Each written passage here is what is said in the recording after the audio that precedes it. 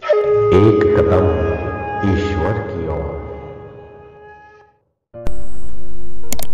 उत्पत्ति प्रकरण 82वां सर्ग। प्रसन्न हुई कर्कटी का राजा और मंत्री को मंत्र देना और उनका समाधि से व्युत्थित हुई इसके लिए वध्य लोगों का भोजन रूप से अर्पण करना। श्री वशिष्ठ जी ने कहा, श्री रामचंद्र जी, इस प्रकार राजा के मुख से सुनकर उस वन की बंदरी रूपी कर्कटी राक्षसी ने अपनी राक्षस जाति के योग्य मात्सर्य प्रयुक्त चपलता का, जिसका की ज्ञात ब्रह्म पद ही मूलोच्छेद पूर्वक नाश है, त्याग कर दिया। वह बाह्य दृष्टि रूप संताप से रहित अंत शीतलता को प्राप्त होकर ऐसे विश्रांति को प्राप्त हुई जैसी कि चंद्रिका से युक्त कुमुदिनी और वर्षा काल की मयूरी अंत शीतलता को प्राप्त होकर विश्रांति को प्राप्त होती है।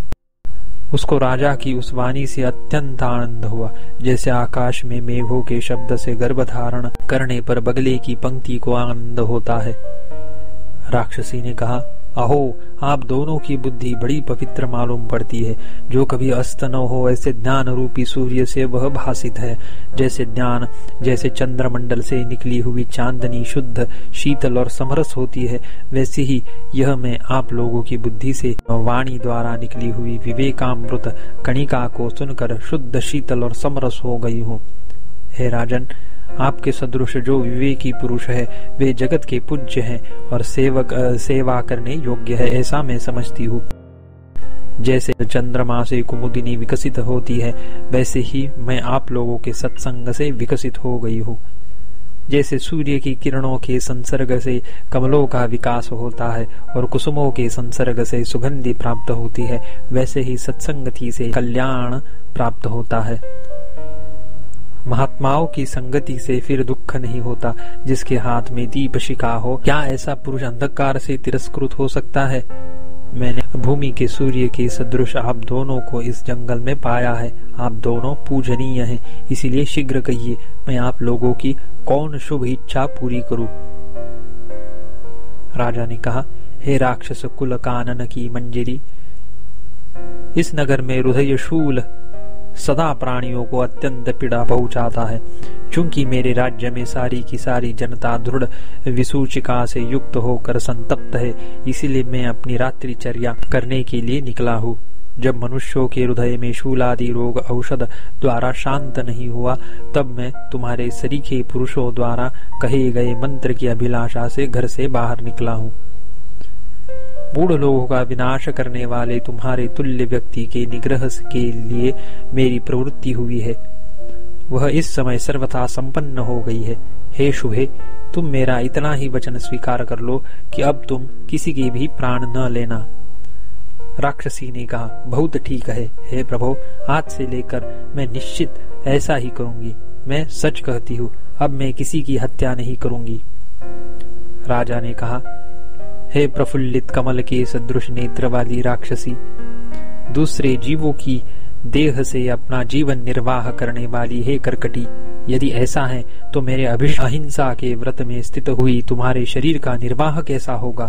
राक्षसी ने कहा, हे राजन, हिमालय पर्वतों में 6 मास के बाद समाधि से उठी हुई मुझे भोजन के संकल्प से आज यह भोजन इच्छा हुई है। इस समय उसी शिखर पर जाकर समाधि लगाकर अपनी इच्छा अनुसार सजीव प्रतिमा के समान मैं सुख से रहती हूँ। अमृत रूप आत्मा की भावना वाली समाधि लगाकर मैं अपने शरीर को इच्छा अनुसार जीवित रखती हूँ। उसके अनंतर मैं अपने शरीर का त्याग करूंगी, ऐसा मेरा निश्चय है। हे राजन, अब मैं अपने शरीर के परित्याग तक प्राणियों की हत्या नहीं करूंगी, इसीलिए मेरे इस वचन को सुनो। राजन, हिमालय नामक पर्वत है जो शरत काल की चांदनी के समान शुभ्र है एवं उत्तर दिशा के मध्य में पूर्व और पश्चिम सागर का अवगाहन कर स्थित है। पहले लोहे की मेघ घटा के समान कर्कटी नाम की मैं उस पर्वत में स्वर्ण शिखर के गुफा रूपी घर में रहती थी। मैंने जनता को मारने की इच्छा से जीवों के प्राणों को हरने वाली सूची रूपी विसूचिका होने के लिए ब्रह्मा जी को तब से प्रसन्न किया। ब्रह्मा जी से वरदान प्राप्त कर मैंने बहुत वर्षों तक विसूचिका रूप से जीवों को क्लेश प्रदान द्वारा जनता का विनाश किया। तब गुणी लोगों की हिंसा न करना। यो ब्रह्मा जी ने गुणी लोगों की हिंसा न करने के लिए महामंत्र दिया। मैं उस मंत्र के अधीन होकर स्थित हूँ। उस मंत्र को तुम लो, उससे लोक में संपूर्ण हृदय शूल शांत हो जाएंगे। मेरे द्वारा की गई पीड़ा की तो बात ही क्या है। मैंने जगत में पहले खूब हिंसा की। मैंने पहले खून चूसने से लोगों के हृदय को खून रहित कर दिया। उससे लोगों की नाड़ियां खून से रहित हो गई है। मारकर रक्त और मांस को चूस कर जो बहुत से लोग मैंने छोड़, रक्त संचार से रहित नाड़ी वाले उन लोगों से जो लोग उत्पन्न हुए वे भी वैसे ही हुए, यानी किसी प्रकार उनका जीवन रहने पर भी उनके वंशजों में भी रक्त रहितता हुई। इसीलिए हिंसा अत्यंत अनर्थकारिणी है। हे राजन, यह विशुचि का मंत्र तुमको प्राप्त हुआ ही समझो, क्योंकि सत्व युक्त जो पुरुष है उनके लिए कुछ भी दुस्साध्य नहीं है। इसीलिए हे राजन, दुष्ट नाड़ियों के अंदर शूल रोग की शांति के लिए ब्रह्मा जी ने जो मंत्र कहा था उसको आप शीघ्र ग्रहण कीजिए। हे राजन, आओ नदी के समीप चले, वहां पर तुम्हारे ऊपर खूब प्रसन्न हुई मैं आचमन कर पवित्र हुए तुम दोनों को उक्त मंत्र देती हूँ। वशिष्ठ जी ने कहा, श्री रामचंद्र जी, इस प्रकार उस रात्रि में राक्षसी, मंत्री और राजा तीनों, जिनमें परस्पर मित्रता हो गई थी, नदी के निर्जन तट पर गए। तब अन्वय और व्यतिरेक से राक्षसी की मैत्री को जानकर आचमन किए हुए वे दोनों राक्षसी के शिष्य होकर बैठे। तदुपरांत उक्त राक्षसी ने ब्रह्मा जी के द्वारा उपदिष्ट जप से सिद्धि देने वाला वह विसूचि का मंत्र क्रमशः उनको स्नेह पूर्वक दिया। तदनंतर उन राजा और मंत्री से जिनके साथ उसकी मित्रता हो गई थी विदा होकर जब वह राक्षसी चलने लगी, तब राजा ने उससे कहा, हे विशाल शरीर वाली, तुम हमारी गुरु और सखी बन गई हो।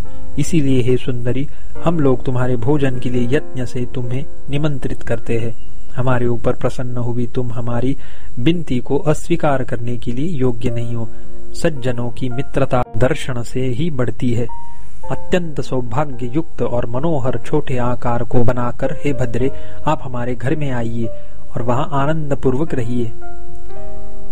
राक्षसी ने कहा, राजन, मुग्धा युवती का रूप धारण करने वाली मेरे लिए भोजन देने में आप समर्थ है, पर राक्षस रूप धारण करने वाली मुझको आप किससे तृप्त करेंगे। राक्षस अन्न ही मेरे लिए संतोषप्रद होता है और सामान्य लोगों का भोजन मेरे संतोष के लिए नहीं होता, क्योंकि यह मेरा स्वभाव बहुत काल से परिपक्व हो गया है। अतः जब तक मेरी देह रहेगी तब तक यह हट नहीं सकता। राजा ने कहा, हे अनिंदिते, सोने के हारों से विभूषित स्त्री का रूप धारण करने वाली तुम मेरे घर में जब तक तुम्हारी इच्छा हो कुछ दिनों तक रहो। तदनंतर सैकड़ों हजारों पापियों, चोरों और दंडनीयों को अपने राज्य से लाकर मैं तुम्हारा अनुरूप भोजन दूंगा। स्त्री के सुंदर रूप का परित्याग कर राक्षसी का शरीर धारण कर तुम सैकड़ों दंडनीय पुरुषों को जो कि इकट्ठे किए रहेंगे उठाकर हिमालय पर्वत के शिखर पर ले जाना और वहां पर सुखपूर्वक उन्हें खाना। जो अधिक भोजन करते हैं उनको एकांत में भोजन करना बड़ा रुचिकर होता है। भोजन से तृप्त होकर थोड़ी निद्रा लेकर फिर तुम समाधिस्थ हो जाओ। समाधि से व्युत्थित होकर फिर आकर दूसरी बार अन्य मध्यजनों को ले जाओगी। धर्मतः इन लोगों की हिंसा नहीं है। स्वधर्म से हिंसा ही इनके लिए महती कृपा के समान है। अवश्य तुम समाधि से उठकर मेरे पास आओगी, क्योंकि असज्जनों की भी बड़ी हुई मित्रता निवृत्त नहीं होती। राक्षसी ने कहा, हे मित्र, तुमने बहुत ही युक्ति युक्त कहा है। हे राजन, मैं तुम्हारे कथनानुसार ही करती हूँ। मित्रता से प्रवृत्त हुए पुरुष के वचन का कौन अभिनंदन नहीं करता। वशिष्ठ जी ने कहा, हे श्री रामचंद्र जी, ऐसा कहकर वह राक्षसी वहां पर सुंदर स्त्री बन गई। उसने हार, बाजूबंद, कड़े, रेशमी वस्त्र और सुंदर मालाएं धारण कर ली। हे राजन, आओ चले। ऐसा कहकर वह राक्षसी रात्रि में पहले चलने के लिए तैयार हुई। उक्त राजा और मंत्री के पीछे पीछे चली। इसके बाद राजा के महल में पहुंचकर एक दूसरे के साथ आदर भाव रखने वाले उन्होंने एक सुंदर घर में बैठकर परस्पर कथा आदि से सारी रात बिता दी। प्रातः काल होने पर वह राक्षसी सती साध्वी स्त्री की लीला से अंतःपुर में स्थित हुई और राजा एवं मंत्री अपने अपने कार्य में लगे। तदुपरांत राजा ने अपने मंडल में से तथा दूसरे लोगों के नगरों से भी 3000 दंडनीय लोगों को इकट्ठा कर लिया। उन्हें इकट्ठा करने के उपरांत राजा ने वे सब उस राक्षसी को दे दिए। वह रात्रि में फिर वैसी ही भयंकर काली राक्षसी बन गई। उन 3000 वध्यों को उसने अपने भुजमंडल में ऐसे ग्रहण किया जैसे कि मेघमाला अपने मध्य में लटक रही धाराओं को ग्रहण करती है। फिर जैसे कोई दरिद्रा सुवर्ण को पाकर राजा से अनुमति लेकर चली जाती है, वैसे ही पुतना राक्षस पिशाच आदि में बृहत्काय होने के कारण श्रेष्ठ वह राक्षसी राजा से अनुमति लेकर उसी हिमालय शिखर पर चली गई। वहां सुखपूर्वक भोजन करके खूब तृप्त हुई। 3 दिन तक लगातार सोकर जागरण से स्वस्थ हुई उसने फिर समाधि ले ली। वह 5 या 4 वर्षों में समाधि से जागृत होती थी और तदनंतर समाधि से उठने के बाद फिर राजा के पूर्वोक्त वचन से प्रतिसंगम की इच्छा होने पर राजा के पास जाती थी। वह परस्पर विश्वास पूर्ण कथाएं करती हुई कुछ काल तक रहकर उन वध्यों को लेकर फिर अपने स्थान हिमालय को जाती। वह राक्षसी आज भी पूर्वोक्त रीति से ही जीवन मुक्त होने के कारण उसी हिमालय पर्वत के वन में कभी यानी व्युत्थान होने पर लौकिक व्यवहार करने वाली, कभी समाधि में एकमात्र ज्ञान में लीन चित्त वाली होकर बैठी है। उस किरातों के राजा के काल आने पर सकल ऐषण शून्य मन से विदेह कैवल्य रूप परम शांति को प्राप्त होने पर उसके वंशजों की, जो उस समय उस राष्ट्र के अधिपति थे, मित्रता से पूर्व की नाई अपने ग्रासभूत वध्यों को खाती हुई चिरकाल से स्थित है। 82वां सर्ग समाप्त।